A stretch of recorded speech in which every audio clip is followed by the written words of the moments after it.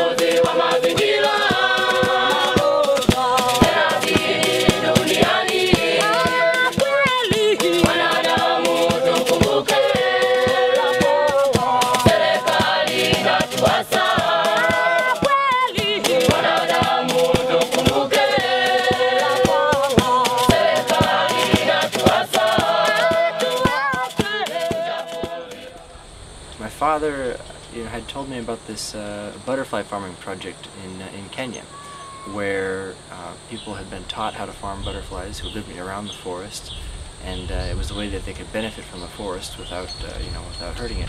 So I looked into that project, and on the internet a bit, did a little bit of research, and it just so happened that the previous year I'd also been involved in a captive rearing program for an endangered species of butterfly on the Oregon coast. So that and a bit of hyperbole all combined together got me a Fulbright to research the feasibility of using butterfly farming as economic incentive to conserve forests in the Usambara Mountains. So within 6 months of being here, I already had a rough idea that there were a number of species that I thought could be valuable for the live butterfly exhibit market, and in addition to that, I had already contacted about 90 different exhibits, and of those 90, about 15 responded that they would be interested in showing the species that were found here in the East Usambaras. After that, I took the idea to the Tanzania Forest Conservation Group, and they thought it was a very good one. And then we set to work with the Division of Forestry and Beekeeping and the district forest officers and the district development officers to decide which villages we would be allowed to work with. Dan first approached the Tanzania Forest Conservation Group in 2001, and he came with this great idea about butterfly farming.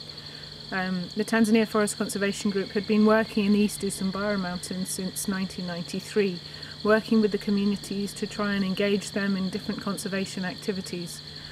In those days it wasn't as well accepted in Tanzania as it is now that communities should actually have a right to be involved in forest management, but TFCG had been pushing that very much. But what we had found is that these communities are extremely poor, and therefore finding ways to give them direct benefits from the forest was very important.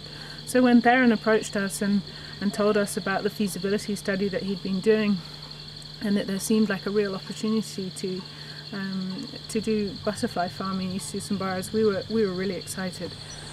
And originally in my proposal I was very clear that I intended not to start anything. I had no plans of starting anything. I was just here to do the feasibility study and then go home, do a master's, maybe a couple years after that. If it looked like something that could work out, then I would come back and maybe try and start something. Well, that was 4 years ago, and I'm still here.